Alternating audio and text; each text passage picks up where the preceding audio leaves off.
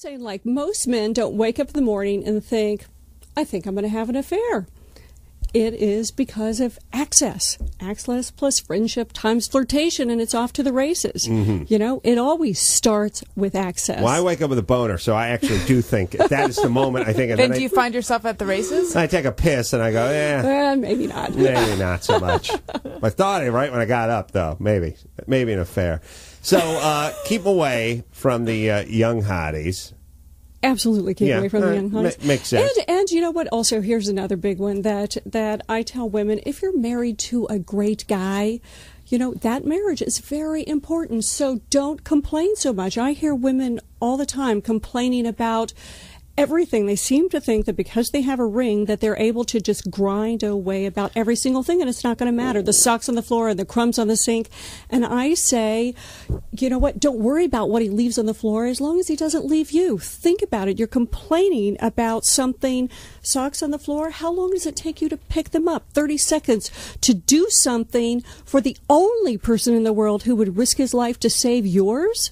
So unless you've got George Clooney waiting in the wings, then maybe you should not complain so much. Well, I'm wondering, there's a couple things that have done this.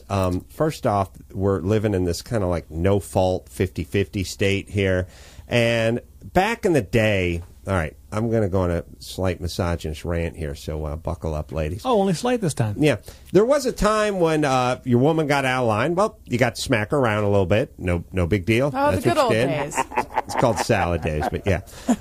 You got to smack around. And, by the way, you got a mistress to fuck, and you can fuck her sister, too. And if things ever got too bad, you just leave, and you didn't know her shit.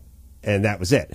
And at some point, and at that point, like anybody who was in the potential of having these consequences, they sort of acted appropriately or accordingly, I should say.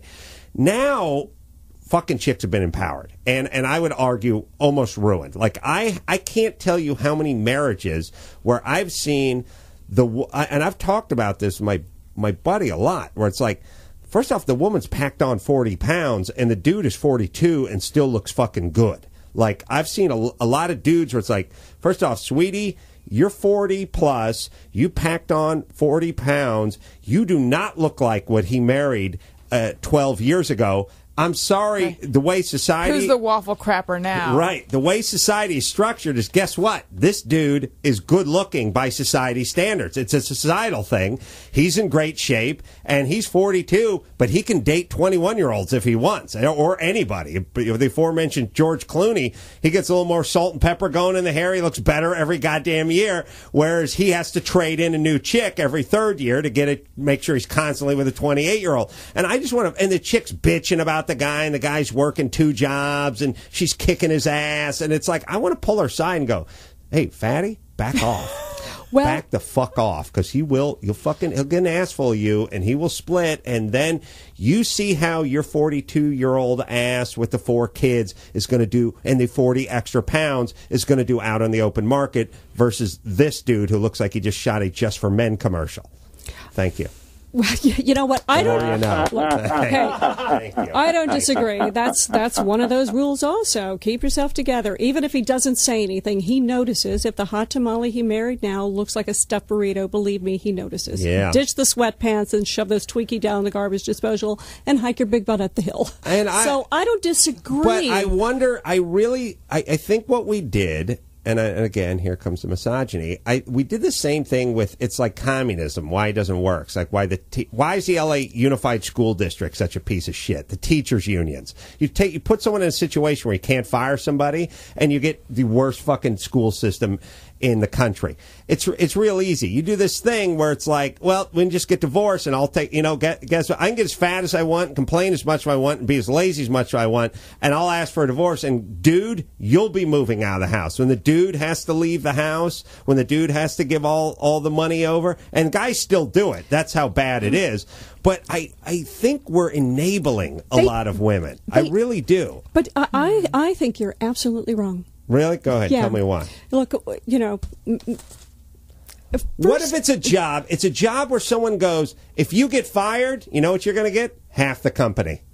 And guess who's moving out of the corner office? The boss is. And you can stay in your office. If someone says that's your job, how fucking late and lazy are you going to be at your job? I disagree that people are too quick to divorce and that divorce is too easy. As someone who's never been married or divorced, I'm going to go with you. I disagree. No, I don't. There's no consequences to it. Look.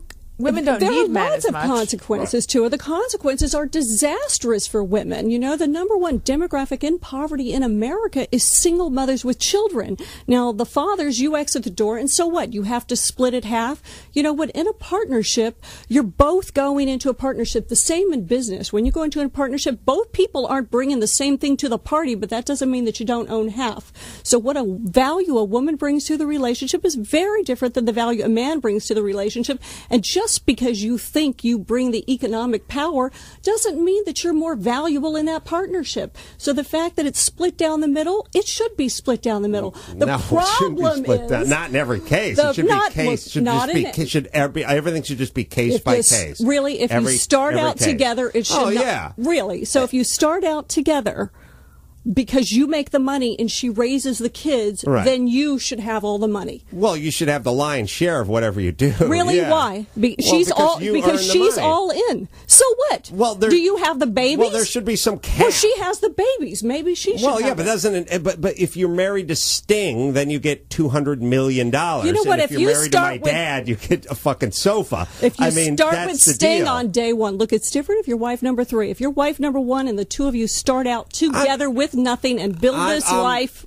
I'm sort of with you on that. I'm talking about, Kelsey Grammer's 5th wife who's going to take his ass to the cleaners. You know what I mean? She didn't do anything except for live in Malibu for 8 years. Yeah, she had some nannies raise her kids and so on and so forth. I'm just saying, is she entitled to big old chunks of change? Is she entitled to half of what they built together?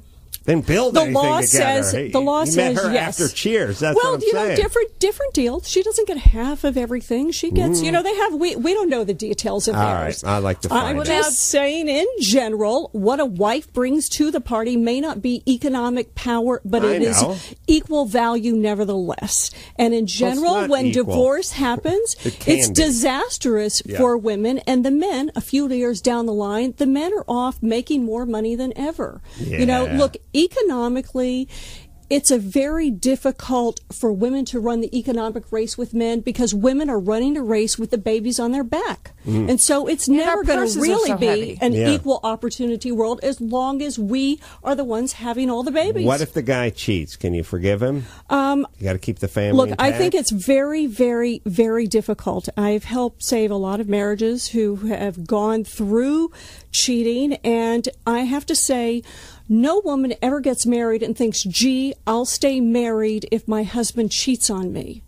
But plenty of women have had to choose. I had that worked into my vows. Plenty of women have had to make that choice to choose to stay married because that's what's best for them and for their children. Yeah. Well, historically, it's been going on for a while. It has been, and it's not an easy situation. Well, is there a type of cheating like there is I'm having a love affair with somebody I met, and I'm telling her I love her and so on and so forth, and then there's I went out of town for business and got laid.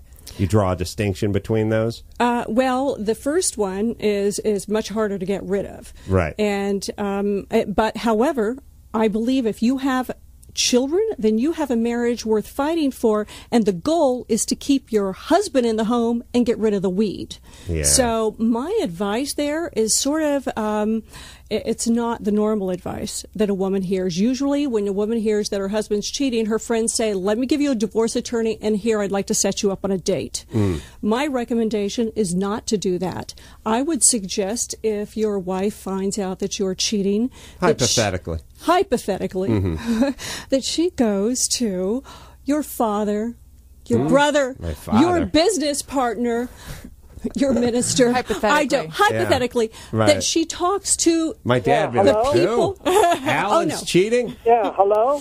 No, that she has a talk with the people that you respect the most to say, please talk to my husband and talk some sense into my husband. Does that work?